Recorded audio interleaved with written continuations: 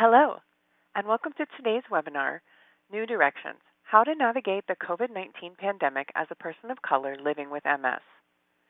Thank you for joining us. My name is Nikki, and I will be the operator for the presentation today. Before we get started, I would like to take a moment to share with you a few features of the webinar platform. For this webinar, attendees will be in a listen-only mode. At any time, you may adjust your audio using any computer volume settings that you may have. If you need technical assistance, please submit your request under the Tech Support tab in the window on the right-hand side of your computer screen. If you wish to submit a question during the presentation, please use the Q&A window on the right-hand side of your computer screen. Once you type your question, please be sure to press Enter to submit your question. We'll try to answer these during the Q&A portion of the webinar, but if an in-depth answer is needed or we run out of time, we will try to answer it at a later time via email. We do capture all questions. We are joined today by our moderator, Marie LeGrand from the Multiple Sclerosis Association of America, and our speaker, Dr. Mitzi Joi Williams. At this time, I would like to turn the microphone over to our moderator, Marie, for opening remarks. Hello, and welcome to the Multiple Sclerosis Association of America's live webinar, How to Navigate the COVID-19 Pandemic as a Person of Color Living with MS. I would like to take this opportunity to thank you for joining us. I am Marie LeGrand, Director of Education, Healthcare Relations, and Grant Management for MSIA, and your host for the program this evening. We are extremely grateful to have Dr. Mitzi Williams back with us, who will be presenting on this important topic. Before we get into the program, I would like to take this opportunity to thank Genentech, Johnson & Johnson for making this program possible through educational funding. We ask that you please complete a brief survey at the conclusion of the program. Your feedback is extremely important and helps for future program funding and content. At the conclusion of the webinar, you will have the opportunity to ask questions by typing them into the chat box. Now, as you may know, MSIA is a national nonprofit organization dedicating to improving lives today for the MS community. Some of our free services include a national helpline, equipment and cooling products, MRI funding, an online community, webinars, and many more free programs available to people living with MS all across the country. Please do visit our website to experience our new COVID-19 and MS Pathfinder tool, which provides ongoing updates and resources on the coronavirus. Also, please know that MSIA has extended our helpline hours to 8 p.m. Eastern between the weekdays of Mondays and Thursdays. To learn more about these and all of the ways MSIA improved lives today, please visit mymsia.org, or you can also call us at 1-800-532-7667. Now, we are pleased to bring you this program on COVID-19 and its effect among persons of color. The information being presented and current recommendations are subject to change as more information becomes available. This program is for educational and informational purposes only and does not constitute as formal recommendations at all. Please do ask your doctor or healthcare provider if you have any questions or concerns. Without further ado, I would like to introduce our guest speaker for this evening, Dr. Mitzi Williams. Dr. Williams is an expert MS specialist in the field of neurology with more than 15 years of experience. She received her undergraduate degree in neuroscience and behavioral biology from Emory University in Atlanta, Georgia, and her Doctor of Medicine degree from Morehouse School of Medicine, also in Atlanta. She completed her internal medicine internship, neurology residency, and MS fellowship at Georgia Health Sciences University in Augusta, Georgia, where she received numerous awards and scholarships and served as chief resident of the neurology residency program. Dr. Williams is the founder and CEO of the Joy Life Wellness Group and has spearheaded and participated in multiple steering committees and work groups to further research in underserved populations with MS, with a focus on the African American community. She has also recently joined efforts to increase diversity in clinical research and educate the community about the importance of research participation. Through collaborations with national and international MS committees, she advocates for people living with MS to share in the decision-making process with their healthcare teams to combat this disease. Dr. Williams, welcome. Thank you so much, Marie. It is truly my pleasure and honor to be here to participate in this program and talk a little bit more about COVID-19, the pandemic. We're almost a year in or close to a year in, and there are many things that we've learned, and there's some things that are the same and some that haven't changed. So why don't we just go ahead and hop into it, and we will definitely have time for questions at the end. So let's get started. All right, so here's our typical disclaimer when we talk about COVID. You know, our understanding is certainly something that is evolving. You know, there's new data that's coming out about COVID on, you know, a daily, if not weekly basis. And so I think the whole experience, you know, has been very humbling for the medical community because there's a lot that we don't know. And we have to be very clear that what we know is the information we have available, but certainly, as Marie said earlier, it could be subject to change. And of course, you know, when we're asking questions, we please ask that you keep it broad because certainly we can't give medical advice in this type of forum. And always, always talk to your neurologist or your healthcare provider about your specific concerns. Okay, so what's COVID-19? Hopefully most people know this by now, but certainly we'll review it again. So it is an infectious disease, okay? It is a form of coronavirus, the one that we're talking about now. Coronaviruses are not new. There have been other epidemics of coronaviruses. There was one called the Middle Eastern Respiratory Syndrome, and then also there was the SARS outbreak, which was concerning, you know, a decade or so ago. So certainly this is not the first one, but this is the newest form of coronavirus. And the first outbreak we knew of was in Wuhan, China in December of 2019. And of course, that has quickly spread across the globe. And certainly there are many who have been affected by COVID-19 here in the U.S., including unfortunately 500,000 people who have died of COVID-19. So it's a very sombering you know, statistics, and there's a lot that we've learned, but a lot that we need to learn. So the basics of how it spread has become a lot clearer in the past year. So we know that it's a respiratory virus transmitted through droplets that are expelled from either sneezing or coughing. It can land on people's mouths and noses. You know, and then certainly if you touch a surface that maybe somebody just sneezed on or something like that, it could spread transmission of coronavirus, but the data has become much more clear that you really don't get it as, it's not as easily transmitted from surfaces, also is not readily transmitted via food or packaging like your Amazon packages, you know. So when the pandemic first began, everybody was kind of wiping down and spraying down their Amazon packages and letting them kind of sit in the garage for 3 or 4 days. But packaging and food are not primary causes of transmission as far as we know. So what are the basics? The basics have, you know, remained pretty steady over the past, you know, 6 or 7 months or so. So it's very clear that masks help. There are some recommendations coming from the CDC suggesting that maybe 2 masks may help instead of 1. You know, but again, we know that at least some type of face covering can help decrease transmission.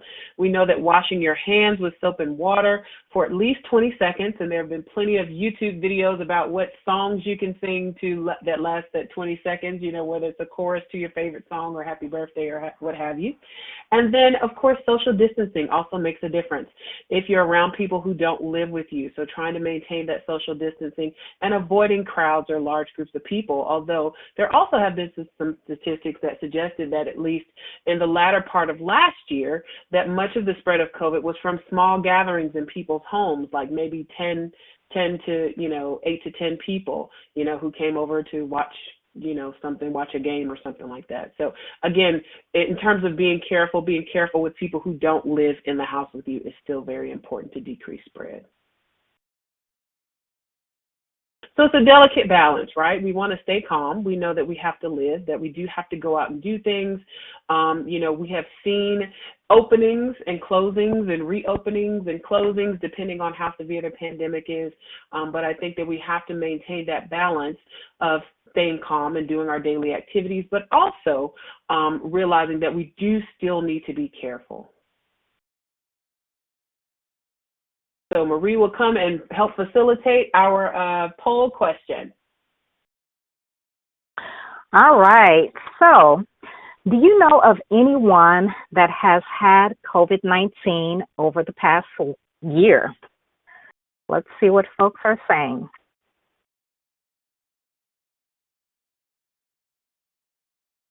So we have yes, no, unsure, would rather not say.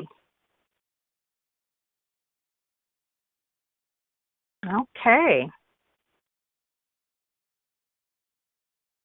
Okay, answers are coming in. So it looks like 94% are saying yes. Yeah. What are your thoughts? Yeah, and so that's not surprising, right? So, if you imagine, there are millions of people who've been infected with COVID-19. I certainly have seen it in my clinic, seen it in my own home. Actually, we're just finishing a third quarantine. My youngest child, is just getting over COVID. So certainly it is not unexpected that most people would have known someone who has developed COVID in the past year. Okay.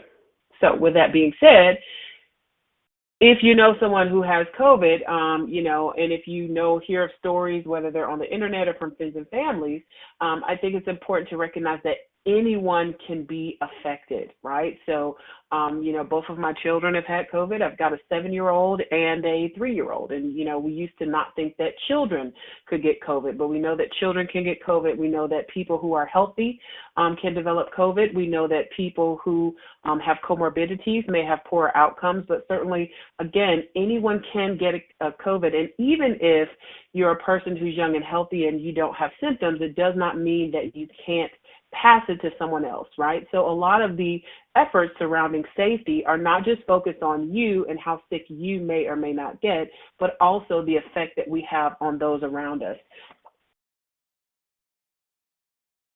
So what are some of the risks for more severe illness from COVID-19? And again, some of this is the same from what we thought at the beginning of the pandemic, but we certainly have learned some more things about the MS population in particular, which we'll get into a little bit later on in the talk.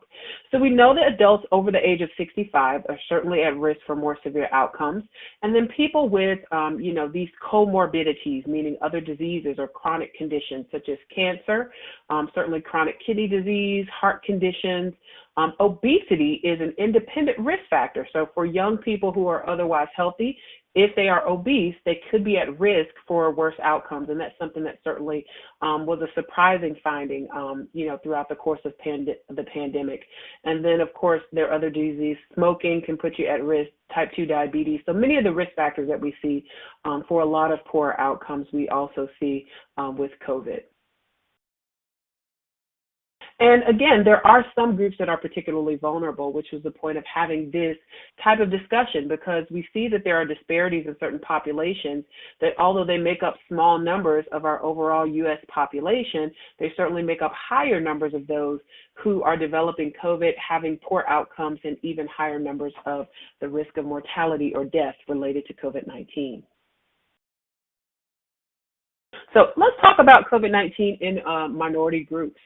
When we think about minorities, we have to be careful to not make minority a minority. So certainly many times the top of mind, we think of Black or African Americans, we think of Hispanic or Latino persons, but we also have to make sure we consider our Asian populations as well as our Native American or American Indian population. And so when we think about the number of cases here, we've got some statistics here. So, the African American or Black population is about 1.1 times more likely compared to whites to develop COVID, and Hispanic has 1.3 times the cases. Native American has actually almost 2 times the cases. So they are very adversely affected by COVID for a variety of reasons, including some of the social determinants of health that we'll get into a little bit later on.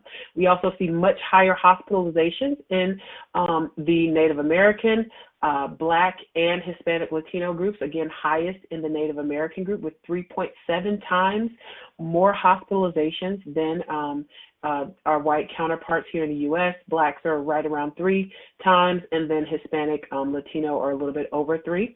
And then when we look at the death rates, again, significantly higher numbers. So the Asian population is pretty similar, and actually they have lower cases than the white population. But when we look particularly at the Native American group, they're very adversely affected with 2.4 times the deaths.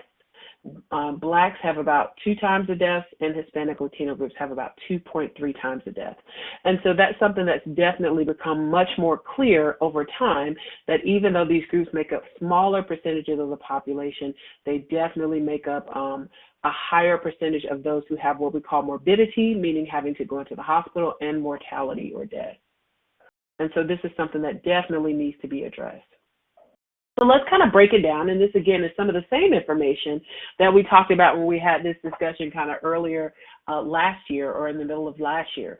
So what are some of the reasons that we see certain groups more adversely affected? And this has to do a lot with what we call social determinants of health.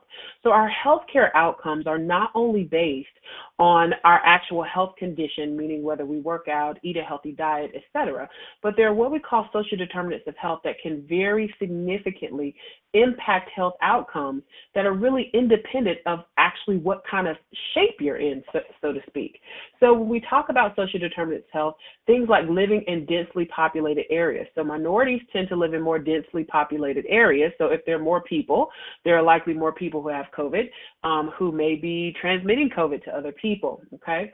Also, living in multi-generational households can certainly affect outcomes. So again, if you have a younger person who needs to go to school, or a younger person who needs to go out to work and is coming in and out, they may be exposed, and when they come home, they may affect the older person in the household. And actually, I have an example of this, unfortunately, in my own personal life. You know, I have a child who developed COVID, and by the time we realized he had been exposed, they had gone to see my mother, and then my mother and my grandmother got COVID, and my grandmother passed away from COVID. And so it's kind of just this, you know, the way that it spreads when we have multi-generational households where people, you know, have older people living there that they're caring for.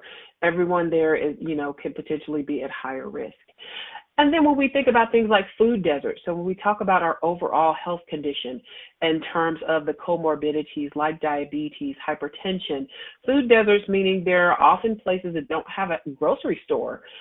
You know, there are some neighborhoods where they just have almost like a convenience store, so you can't get fresh fruits and vegetables. Often those foods are also more expensive. So if you're dealing with a lower socioeconomic situation, it can be difficult to get the transportation to get healthier food choices, as well as to pay for those healthier food choices, which may lead to more of those comorbidities. Okay, and also further distance from medical facilities. So if something's bothering you or something's minor, if there's not a hospital or urgent care that's anywhere close to your home, often in these communities, people may not seek medical attention until things are very severe because there's difficulty with access. And then also minorities are often overrepresented in jails and prisons and detention centers, which are really hotbeds for spreading infection because, you know, there's nowhere that people can go, and they're often inside for the majority of the day. So when we think about work conditions, so, you know, if we kind of break it down, some of these social determinants of health, thinking about work conditions, these are very important statistics that help us to understand why some communities are more adversely affected than others. So nearly a quarter of employed Hispanic, Latino, and Black people who are working are in service industry jobs, grocery stores, compared to 16% of whites, so 25 versus 16%. So those people often will need to go out to work, right? May not have things such as paid leave or teleworking, which some other occupations have the option to do. Hispanic workers account for 17% of total employment, but 52% of agricultural workers, right? So again, those essential workers that are going out and potentially being exposed to others. Blacks make up about 12% of employed workers, but about 30% of licensed practical and vocational nurses. Again, so people who are on the front lines definitely being exposed to those who have COVID and at higher risk for infection and possibly poor outcomes because of repeated exposure. And so, if we, again, just go into a little bit more detail, so our essential workers, our frontline workers, whether that's the grocery store, whether that is driving trucks, whether that is those who actually work in hospital settings, have to leave home more often. They also have higher exposure and more repeated exposure to COVID-19. And this was particularly a problem earlier last year when there was a lot of difficulty finding protective equipment, masks, and things like that. There was a shortage, and so again, put people at higher risk. Again, less access to paid sick leave, so again, more increased exposure. And if someone is a hourly worker, especially with many of those who have lost their jobs due to the pandemic, people may feel more compelled to actually go into work, even if they aren't feeling well or know they have symptoms, because they need to work to live and to eat. Lack of healthcare insurance is also extremely important. Compared to whites, Hispanics are about 3 times more likely to be uninsured, and blacks about twice as likely to be uninsured. So again, you don't go to the doctor until things are really bad, which may result in hospitalization, etc. And then in all age groups, blacks are more likely than whites to report not being able to see a doctor in the past year because of cost, which is extremely unfortunate and definitely can lead to poor outcomes. And of course, much of this leads to higher existence of pre-existing conditions because people may not be able to get into the doctor to do that health maintenance. Again, the food deserts may affect the healthy eating choices. And again, these are not necessarily excuses, but certainly some of the real life circumstances that lead to people to have poorer health than others. So let's take a pause here and let's think about it. Black Americans represent about 12% of our population and have experienced almost 16% of all COVID-related deaths of known race, right? So this is a very sobering statistic and has brought a lot of light to the importance of treating or addressing health equity or health inequity here in the U.S.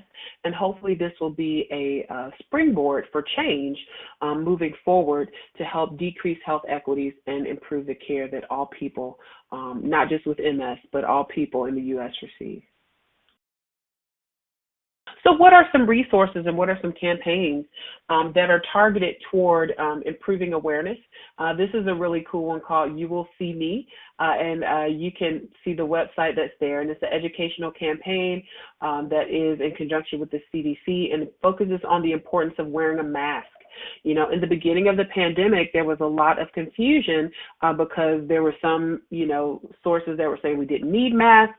Then it was, well, maybe we need masks. And then, it turned into, political issue, which certainly it's more of a medical issue.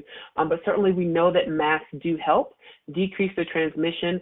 And so this is one campaign that's focused on educating and encouraging people to wear masks. And the masks have become a lot more fashionable over time. I was looking at some online today that had sequins and all kinds of patterns. And, sometimes the masks are a fashion statement now instead of just only protective.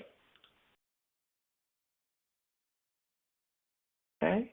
And there's another campaign, The Power of Community. And this one has some videos, and it is an ad that is focused again on keeping yourself and your loved ones safe from COVID-19. And so you can see the website there. And that's a great campaign that is also done in conjunction with the CDC. All right. So support in mental health services. I think that this is extremely important because one of the biggest issues that many people have been dealing with, especially those with chronic disabilities such as MS, is isolation. There's been a lot of anxiety and depression, and even anxiety has been seen as an after effect for those who have had COVID. And so, it's something that many people are struggling with during this pandemic, not being able to see and talk to their loved ones or interact. Many of the programs that we used to do in person were great places for people to gather. And so, these are a list of some of the ways that you can engage. Certainly, there are virtual support groups depending on where you live. I encourage many of my patients to seek mental health providers. Again, that's something you would speak with your doctor about. I mentioned the Real Talk podcast with John Strom that addresses many of these issues, including some of the scientific sides of COVID, as well as some of the issues related to isolation and mental health as well. And then, of course, there are webinars such as this one that are hosted by amazing organizations like MSAA, the MS Society, MS Foundation, CMSC, MS Fusion News, and others. So sources of information, I know this is very small, but I do think that it's very important to highlight that we get solid sources of information. I tell some of my patients, make sure you stay away from Dr. Google. Google can be good in many instances, but in some cases, all information is not necessarily scientifically based. And so this is a list of just some of the websites of CDC, the World Health Organization, and there are some MS websites, the MS International Federation, of course, MSAA, and others where you can get balanced information about COVID-19. Many of the experts in the field of MS will be talking about many of these topics. And so, it's important where your source of information comes from, as well as the amount of information that you receive. So the MS International Federation, again, all of our COVID guidelines have been updated as time has gone on and as more research has been done. And so these are the adjustments. Current evidence does not suggest that just because you have MS means you're more likely to develop COVID-19. And this is something that we thought in the beginning, but has proven true over time.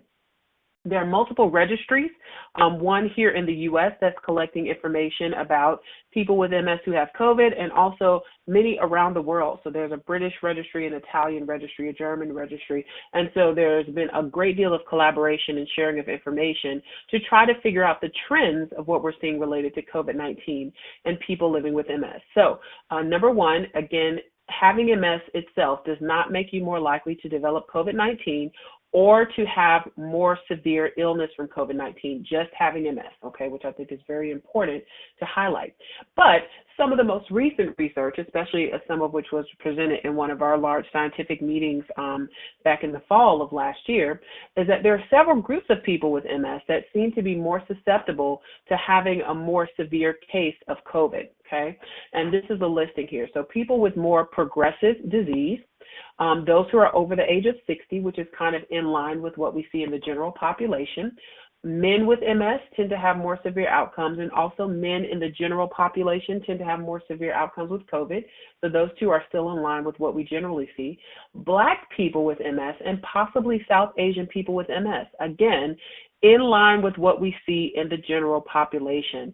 So again, there still are some issues related to health equity, where Black people tend to have poor outcomes generally, as well as those with MS.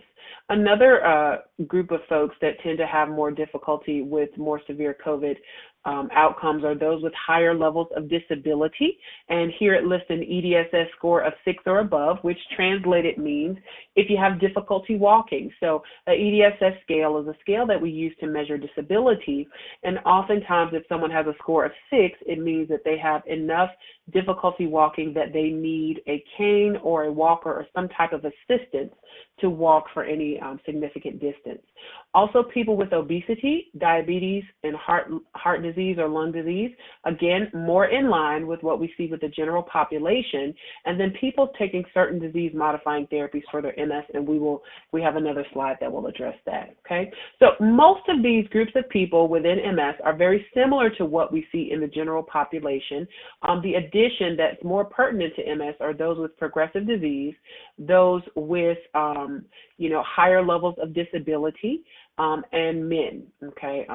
So those are, and those taking certain disease-modifying therapies. The rest are in line with what we see in the general population. So what are some of the questions that your doctors and nurses, your healthcare practitioners are asking about during the pandemic?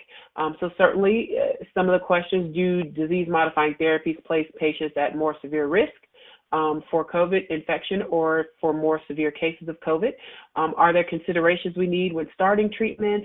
Are there things that we need to be doing with our disease-modifying therapy, adjusting during time? And then any other types of advice? So since last year, we've had 2 vaccines approved. So let me go back and pause on that last question. Hold on, I think that that last question is going to be answered in the next slide. So since last year, there have been lots of developments, right? So we've learned a lot more. We have a lot more data from registries. We have global collaborations where MS providers from all over the world are sharing information to understand what's going on with COVID in the MS community. So we've had 2 vaccines approved in the United States for emergency use. The FDA strongly encourages enrollment of populations most affected by COVID-19. And people of color, of course, are underrepresented in vaccine trials, but much more represented than in many of the trials that we've had previously. So interestingly enough, our COVID vaccine trials have had thousands of people that have been enrolled in them. So the Pfizer trial had about 35 to 38,000 people enrolled, and half of those received vaccine, half of those received what we call placebo. And then the Moderna trial had about over 25,000 people enrolled. Again, half received vaccine, half received placebo. And for both of those trials, there was about 9 to 10% enrollment of Black patients and closer to 20% enrollment of Hispanic, Latino people. And so that's extremely important, even though it's still not representative of the percentages that these groups make up of the total population. It certainly is an advance, and there were lots of people who were involved in these trials. I think other things that we need to keep in mind is that, of course, those social determinants of health, barriers to access to care, lack of information, and again, of course, discrimination can contribute to the underrepresentation of people of color in clinical trials. So, vaccine guidelines for people living with MS. So again, what are the vaccine guidelines? These were released by the National Multiple Sclerosis Society. I get many people who ask me, do we know how many people with MS were in the vaccination trials? The answer to that is no, but there were people who had different diseases who were included in the vaccine trial, including people who had HIV, but we don't have the statistics on the individual groups and the individual types of people with different morbidities and other diseases yet. But here's what is suggested from the MS Society, that people with MS should be vaccinated against COVID-19, that generally the COVID-19 vaccines would be safe for people with MS, and that vaccines are safe to use with MS medications. Of course, every treatment option or every treatment decision will need to be discussed with your healthcare provider. And in addition to vaccination, if you're able to get access to vaccination, of course, we all have our personal responsibility to try to slow the spread of the pandemic, and hopefully all of us can get back to life, our new normal, as quickly as possible. In just a second, I want to go back to one slide and cover a couple of things here. So, do DMTs place people with MS at increased risk for a more severe course of disease? By and large, the answer to that is no.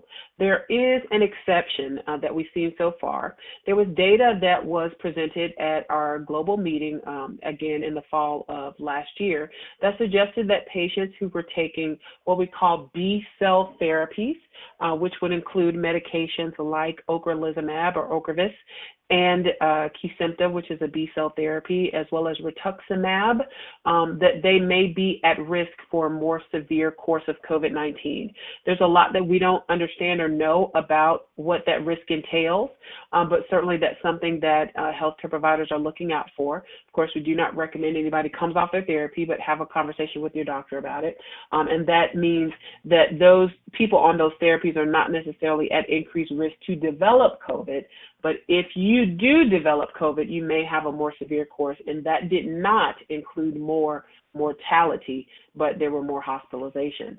In terms of considerations for treatment initiation, I think that many MS providers are treating people with the best therapies possible, because certainly we have to treat the MS, and the pandemic is going to be around for a little bit longer, so we don't want to delay treatment like we were doing in the beginning of the pandemic. And then in terms of adjusting the dosing, again, something to discuss with your healthcare provider. There are some who may be adjusting the doses of some infusions, and as we learn more about the vaccine, there are some medications where the doses may need to be adjusted for someone who is receiving the COVID-19 vaccine. Okay, and then I'll move forward. All right, so disparities in COVID vaccination rates. And so this is really interesting data. Looking at Mississippi, Black residents make up about 17% of those vaccinated, but 38% of the population, versus white residents, 68% vaccinated, 59% of the population. Again, Tennessee, 5.8% of Blacks vaccinated, but they represent 17% of the population. Whites, 65% vaccinated versus 78% of the population. So again, there is a low vaccination rate, at least among the Black community, and hopefully we'll have some data about other communities as well. So I will have Marie come back, and we will go over our myths versus facts session. Well, this should be an exciting one. So, myth versus fact.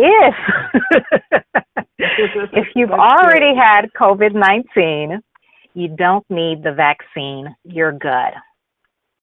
All right, let's see what folks are saying. Myth or fact?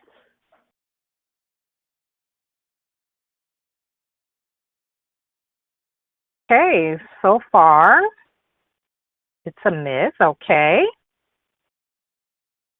If you've already had COVID-19, you don't need the vaccine.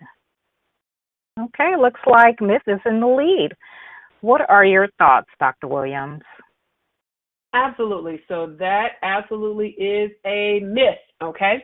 One of the difficulties is there's a lot that we still don't understand about how long the antibodies for COVID-19 stick around after you've had an infection.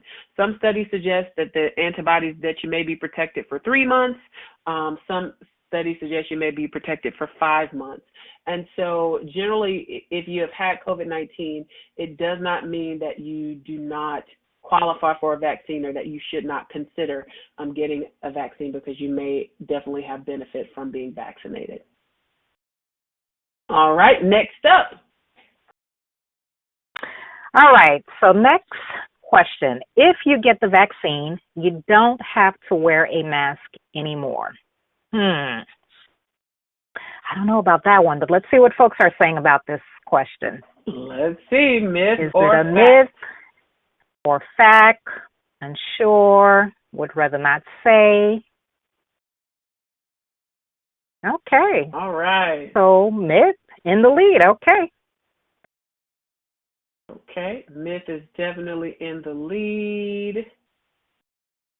And that is absolutely a myth. Okay, so if you have received the vaccine, you still need to wear a mask, okay?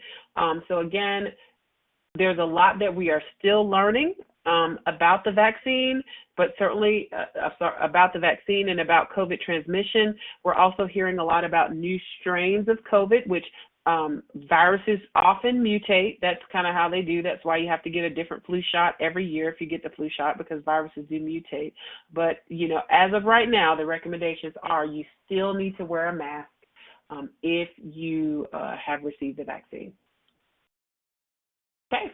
All right. So moving right along, and we're coming to the close here. So ways that you can help understand COVID-19.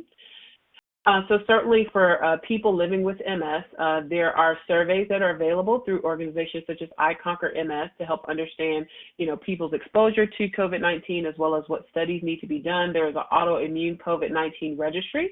And for clinicians, nurses, doctors who take care of those with MS, there is the COVID-MS registry, which is a U.S. registry focused on understanding COVID-19 in the MS population. And there's also the MS Data Alliance, which is a global registry that is also in partnership with iConquerMS.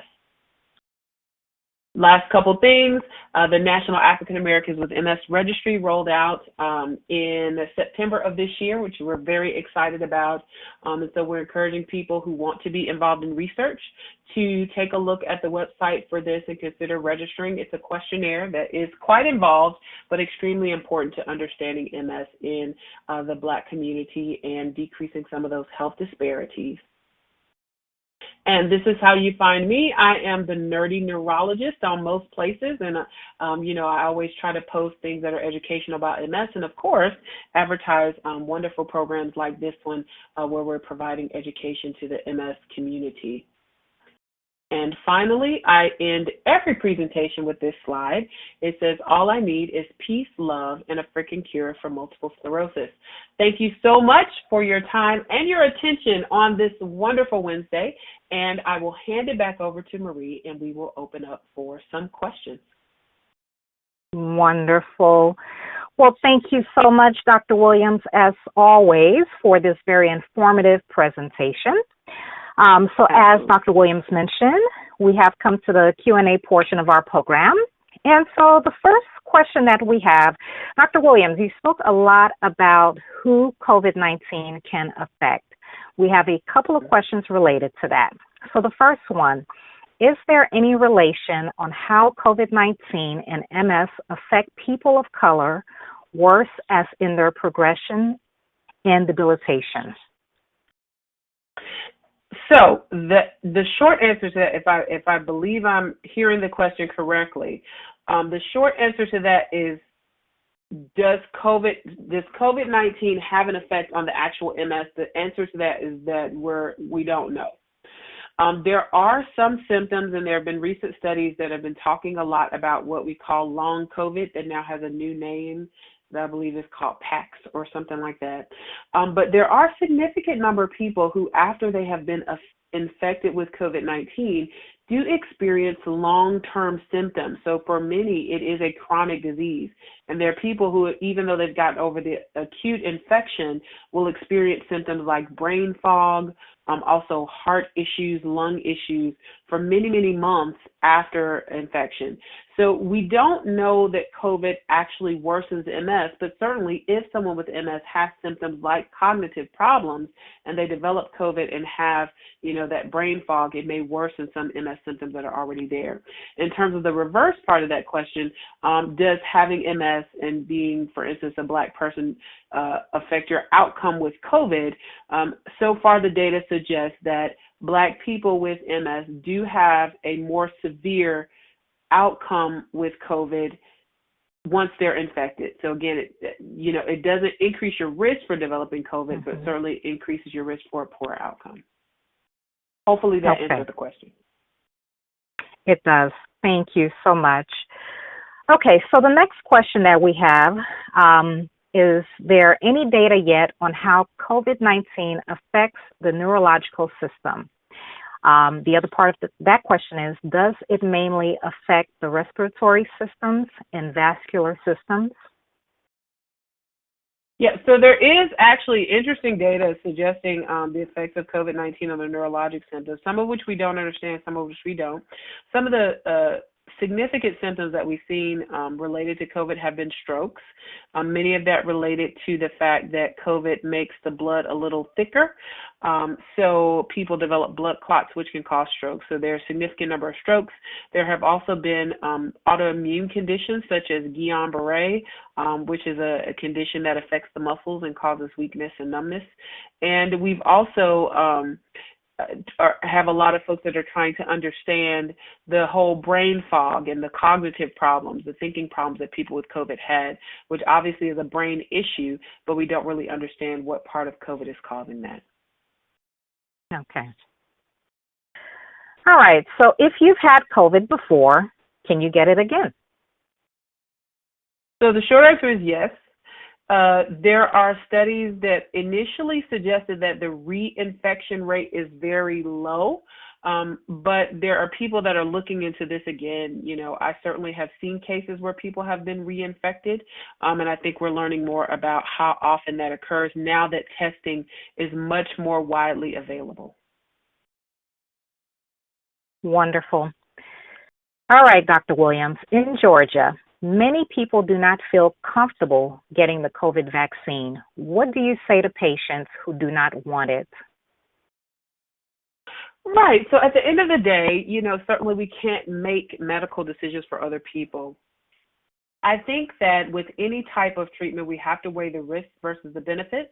And I also recommend that people educate themselves from reputable sources. So there are a lot of videos on the internet, a lot of conspiracy videos and things like that point back to Tuskegee and other things that have been done in the past.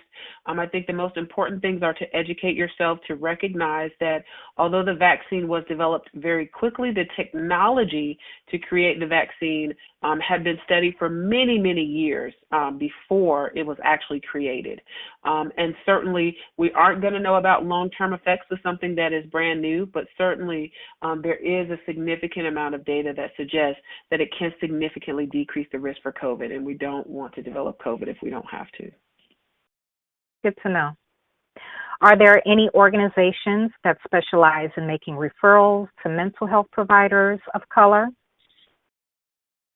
So I would always refer someone back to their physician who may know of mental health services in your particular area. So always contact either your primary care doctor or your neurologist, and they can refer you to the appropriate place.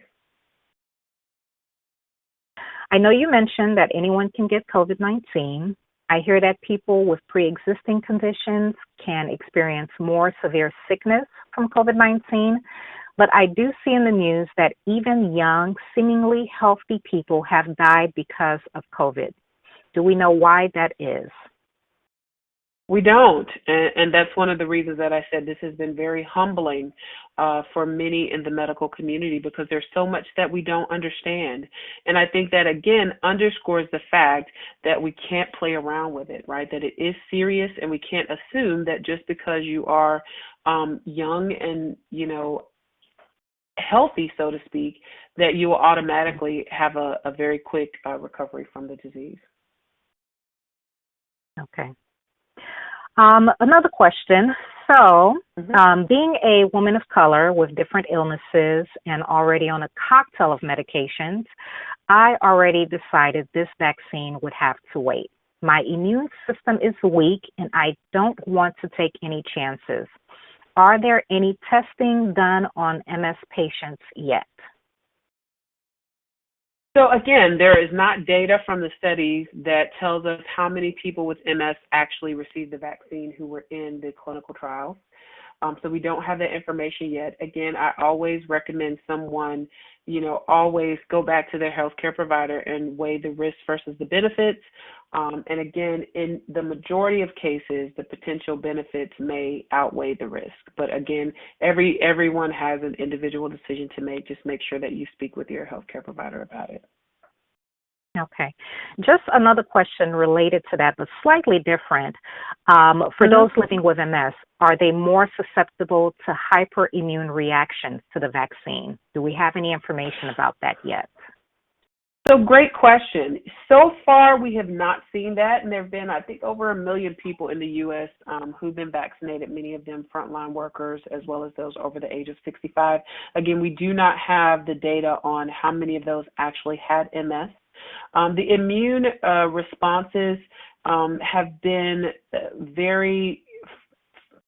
so far, they appear to be very few and far in between. Of course, you always hear about dramatic things if someone develops some type of autoimmune problem, but those issues did not seem to be very common in the clinical trials, and we've not heard a lot about them so far in the data from the general population. But certainly, again, always discuss it with your healthcare provider. Recognize that when a treatment is new, we are not going to have every detail. We're not going to have long-term outcomes because it just came out, but certainly weigh those risks and benefits and make the best decision for you. Okay, good to know. When will things get back to normal and back to the way things were in pre-pandemic? Yeah, I think we're all asking the same question. Yeah, Dr. Fauci said we might be wearing masks through 2022. So the answer is we don't know. Again, the more information we have, the better off we are. I think that vaccination will certainly help decrease the risk of transmission, but certainly everybody has to do their part. So I think that, the sooner we get folks vaccinated and protected, the better off we'll be in terms of decreasing the risk. Because I think one of the things that you have to keep in mind is that viruses are smart. They're living organisms. So the more people they infect, the smarter they get. That's how you get new strains, right? They find new ways to infect people or become more infectious or more dangerous. And so the more people that are unprotected, the more people that are likely to be able to spread it so that it can get smarter and smarter. And we definitely don't want it to do that. Absolutely. Okay, so another question related to MS and COVID. I have read that COVID can lie dormant in the CNS and become reactivated at a later time. Will this have an effect on MS flare-ups since this condition attacks the CNS? So I have not heard of COVID lying dormant, and certainly, I definitely try to keep up on the research, but I can't read every medical journal every day. I do have other responsibilities. COVID definitely attacks the CNS, which is why we see the brain fog and why we see some of the other issues, but I have not heard of COVID lying dormant and becoming reactivated in the CNS. So I think that, again, that will take some time for us to really kind of sort out and figure out, just because it hasn't been around quite long enough for us to really see the long-term effects of it. Okay. A couple more questions. What are the differences between exposure to SARS-CoV-2 and the disease that is COVID-19? Well, so there are certain proteins that are slightly different, right? So they're slightly different viruses. Again, they have very similar symptoms, right? Again, the respiratory issues we're seeing with the SARS infection, as well as with the Middle Eastern respiratory syndrome. I do not believe that the cognitive issues and the strokes we're seeing with those viruses as prominently as we've seen them with COVID-19. So again, viruses get smarter, they mutate, and they can wreak more havoc the more time they have to spread and kind of learn the human system and bypass, some of the treatments and responses that we develop. Okay.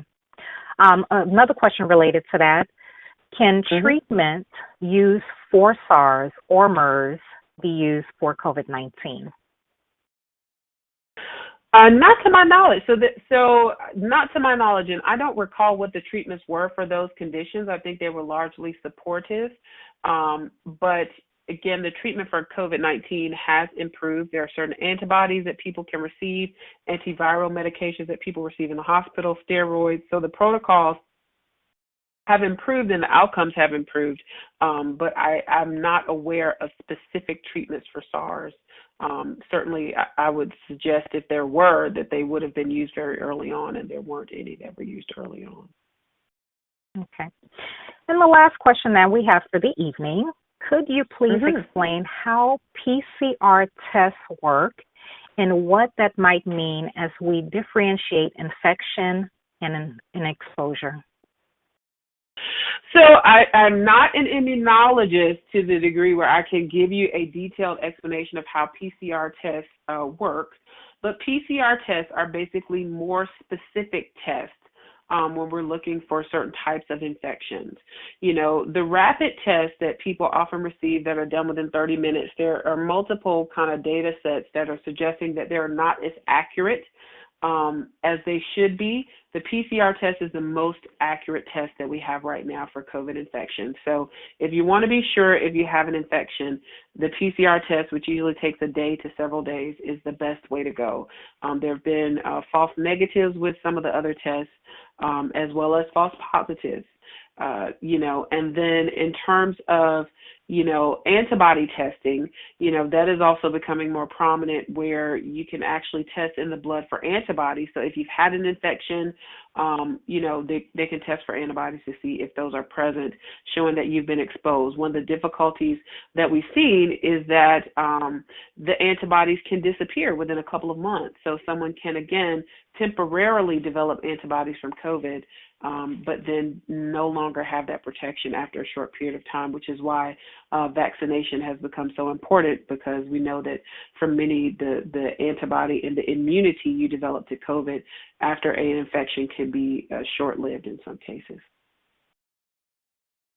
Thank you. So now, as we wrap up, Dr. Williams, as we start year 2 of this pandemic, do you have any closing comments that you would like to share with the MS community? Absolutely. I think that there is definitely a lot of hope. We're learning more and more. I have seen collaboration with my colleagues from around the world on a scale that we've never had before. So there are many people who are putting their heads together, sharing information to try to make sure we have the best and up-to-date information about ways to treat not only people with MS, but people around the world who have COVID-19. So I'm very encouraged at the data that's being released. We're learning more about how to tweak treatments and how to possibly adjust treatments for vaccination. And I think the other thing is to make sure that you stick to the basic tenets, right? So the same things that helped us in the beginning: wearing a mask, social distancing, avoiding large crowds, those things still help. And so we have to not get so complacent that we forget those basic things that can help decrease the spread of virus, not only amongst our loved ones, but amongst other people as well. Wonderful. Well, Dr. Williams, as always, it has truly been a pleasure having you with us present this evening. This concludes the first program in our New Direction series. Tonight's webinar was recorded and will be made available on our website at mymsaa.org. Please visit MSAA's calendar of events for our upcoming educational virtual programs. On behalf of MSAA, we would like to thank Genentech and Johnson & Johnson for making this program possible. We would also like to once again thank you, Dr. Williams, for the great presentation, and our partners at Impact Education in delivering this program. Thank you all so much for joining us this evening. Please consider completing the brief survey that immediately follows this slide. Know that we are thinking of the entire MS community and hope you and your families continue to stay safe. Thank you and good night. That concludes today's presentation. Thank you for joining us. Please follow the link in the prompt to be redirected to the participation evaluation form.